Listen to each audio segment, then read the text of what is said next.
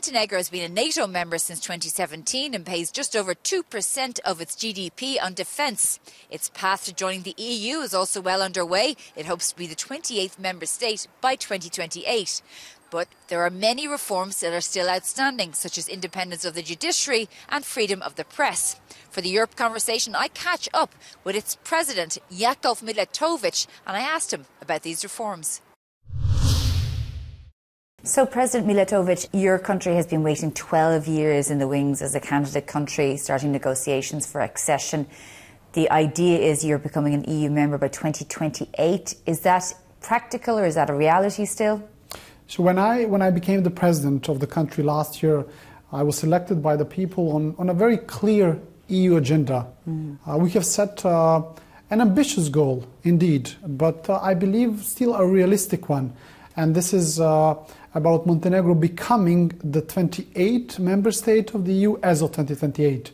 I believe that what has been good news is that there is a new momentum in Brussels, also in the other capitals of the member states about the enlargement. I believe that the whole situation about the enlargement really changed in 2022 following the Russian invasion of Ukraine, where also Europe, the EU, understood that the enlargement policy is also about the security of the European continent. Because if you look at some of the outstanding issues, because as you mentioned there, it is merit-based and there's a huge focus on rule of law. And some of the outstanding issues are the independence of the judicial system, freedom of expression, press freedom and corruption. So there are some of the pillars. But if you look at, for example, press freedom, there are concerns and what has been described as a hostile environment for investigative reporting from Reporters Without Borders, that there's self-censorship and often political pressure applied to journalists. And that hasn't evolved much over the last couple of years. Well, there are challenges. If there are not challenges, we would already be, the part of the EU. But this is why I truly see the EU accession process as a key anchor, which constantly reminds the policymakers about the reform agenda.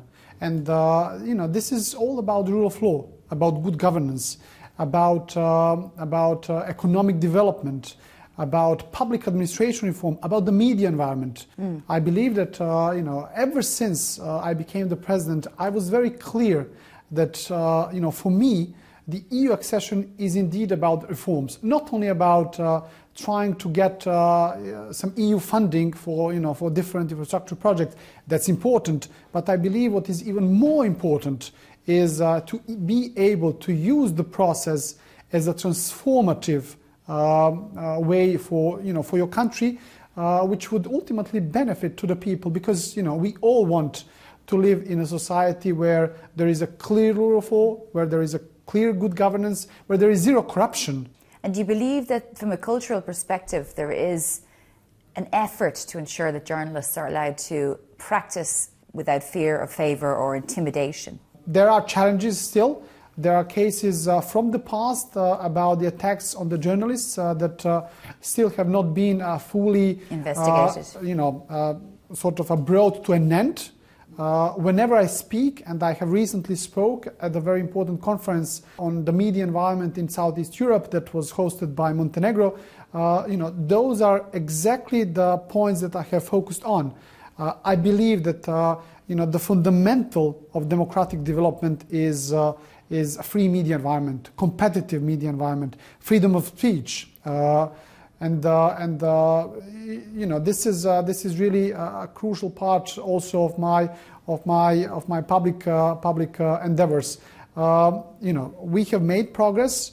Unfortunately, certain setbacks have happened as well, especially when it comes to independence of our public broadcaster. I think that that's something that needs to be corrected in the future in terms of editorial independence. And then also corruption is one of the areas that you have actually increased in terms of improvement on when it comes to Transparency International, but there are still concerns around criminal corruption, corruption within politics, and also smaller things like petty bribery and so on. Is that an area that you're heavily focused on? Absolutely. And when I also became the president, I was very clear about the policy that I'm pursuing, and that's the policy of zero corruption. I believe, fundamentally, that's the basis for economic development. Over the many past years, and this is exactly what we are, now realizing.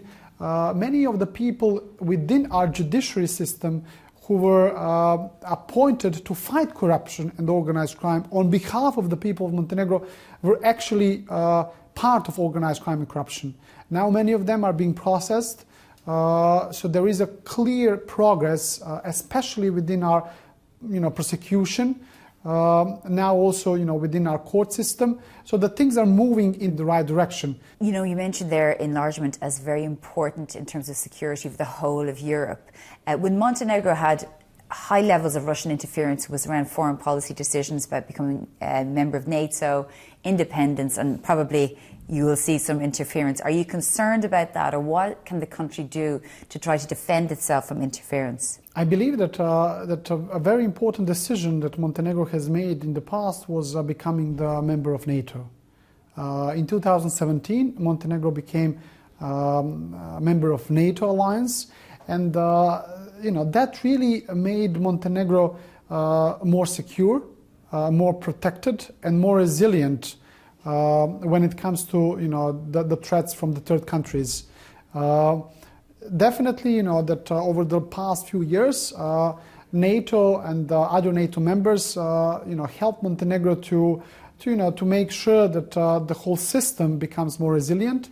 I think that the challenges were the biggest within the cyber space. The country was faced with a number of cyber attacks, our public administration as well. However, the efforts that we have put together with some of the countries from the EU as well as from NATO made the whole country more resilient now. And it's always about the joint effort. But being part of a collective security, defense mechanism such as NATO, and naturally, pursuing the same foreign security policy as the one of the EU, it all makes a lot of help. It's interesting you make that point. What would you say to countries like Russia, for example? Sometimes you hear it in Serbia that the reason for the war in Ukraine is because of NATO enlargement encroaching into Russia. What would you say to that argument? I mean, from the very day one, that Montenegro has supported the choice of the Ukrainian people when it comes to their Euro-Atlantic future. I believe that every nation has its right to choose its future. I believe that Montenegro's NATO membership back in 2017 was good for Montenegro, but also was good for the region, the wider region of the Western Balkans, which also had its own challenges in the past.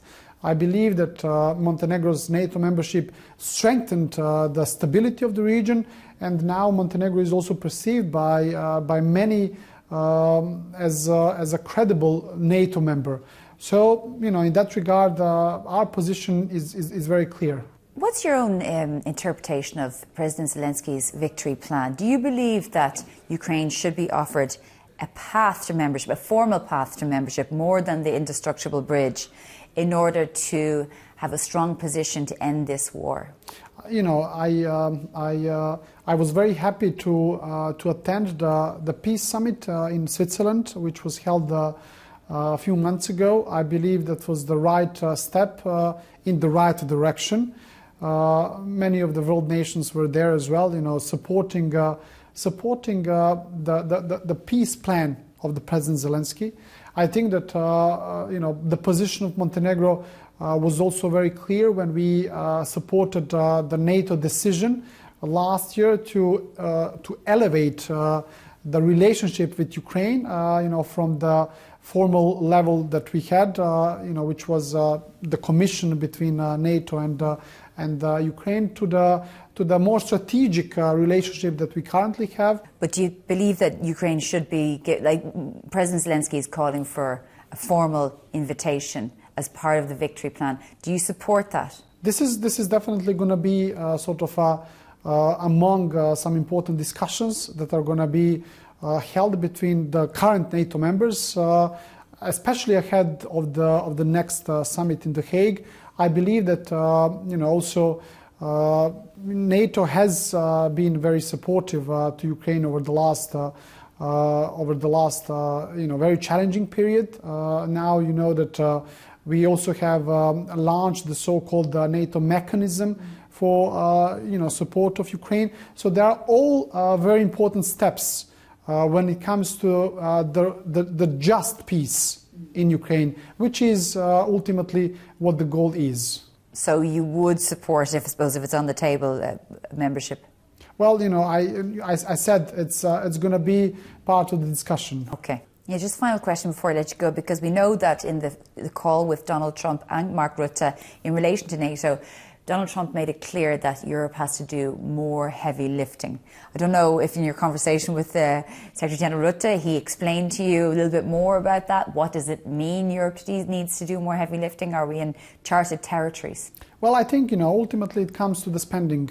And, as the President Trump had already, put the focus on it when he was previously the president, I believe that that's going to be, again, the focus, which is good for resilience of Europe in terms of security, in terms of its own defense industry, and Montenegro is part of the alliance. So in that regard, I think it's good for Montenegro as well. Okay, well, President Milatović, President of Montenegro, thank you very much for joining us on the Europe Conversation. Thank you very much.